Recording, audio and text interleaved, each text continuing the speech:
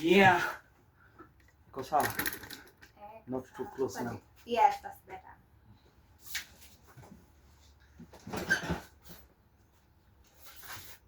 Hello, Pastor Mercy, Children's I'm good. Ministry girl. Hi. How are you doing today? I'm good. I'm doing good. Okay, I'm going to ask you a few questions. You'll just answer according to how you feel. Sure. And there are no wrong or right answers. Okay. Just your opinions. Okay, the first thing is what challenges do you think the children are facing today? What challenges? I think the major one, especially with the kids I've interacted with mostly, is the feeling of being heard. Kids love when they're in a space where they can communicate and say anything without feeling like the adults there will intimidate them or the adults won't listen as much. So you find when we are in class, some kids won't talk as much because they don't have the confidence, or rather they don't know how to even express what they want to say without knowing whether or not the adult is going to understand. So I think that's one. I think also the idea of them not being able to be free with the teachers also, because you find that some kids who do not talk at all. They doesn't want to answer questions, doesn't want to do much. So I don't know if it builds up from how they've been brought up, but I think that's what I would say. Yeah. Another challenge? Another challenge, I think also some of the kids who don't like being or associating even amongst themselves I think they have a confidence problem. Yes, and not just because they don't like being up there, they don't like being heard. It's just something that makes them feel some sort of inferior, to say at least. Yeah. So you find that kids who would sound like they're proud, and I get comments after class and you hear, oh, I think that kid is too proud because they spoke up and they couldn't do it. And sometimes it's very hard to help because you don't know the root cause of the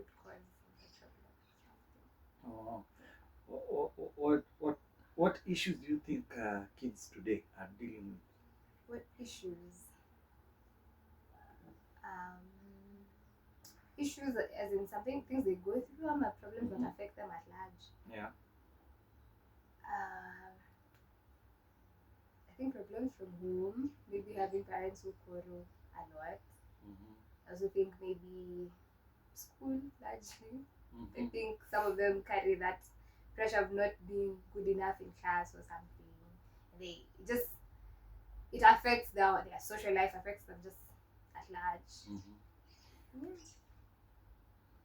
So how do you think the church can partner with parents in disciplining children? How the church can partner with parents?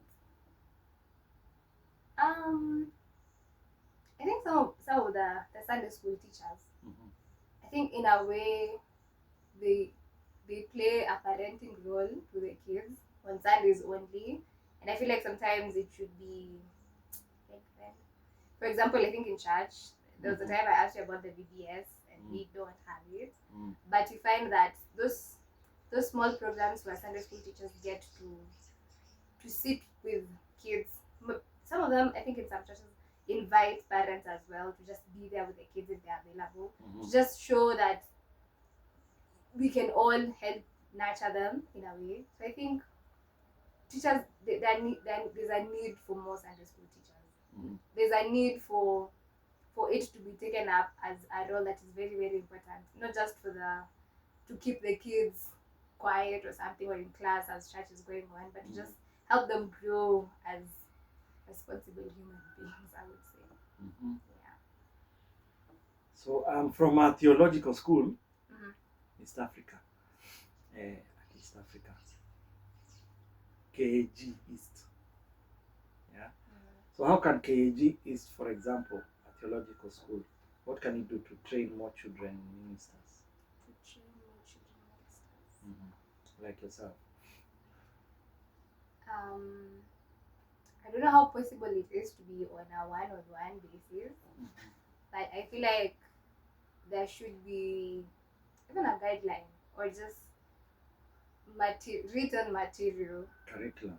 Yes, yes, it's something like that that could help a Sunday school teacher even know how to work with kids, to be a good Sunday school teacher, not just based on discipline and just making sure the kids are quiet and everything is running well. But something that will help you just to know how to even instill values, not just to run the classes as if you're just a normal teacher and ignoring the perspective of their spiritual growth as well, because it has to be there. So yeah, if there could be a curriculum, I think that would be lovely.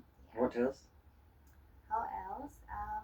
Once in a while they could send personnel maybe just come and sit with the teachers, just tell us how it is or how we should be teachers, how we're supposed to work with the kids, how we're supposed to teach them, what are we even supposed to teach? Is there biblical material that is too complex for kids this age? Is there some that is too simple for this age? So we learn to accommodate each and every child as they are. Oh, nice. Yeah. How much can the church, or what can the church do to establish a strong children's ministry? What can the church do to establish a strong children's ministry? I think largely it goes back to the teachers also, because in some churches you find that there's like one teacher. If she's not there, there's no one else. Just somebody will be told go keep the kids quiet or keep them maintained or something. So I think it just goes back to the point of we need to train teachers, the youth, maybe people who are willing to serve in that ministry. Some of them don't have the guidance, they do not have somebody who told them, oh, it goes like this and like this. So you find they are very skeptical. They don't know how to handle kids at a certain age. They don't know how to carry this out without being offensive. You don't want to discipline a child and then they go say you to their parent or something. So there's always that fear. People are skeptical to go into that ministry. So if there could be like a small training and encouragement for people who would love to, that would be lovely.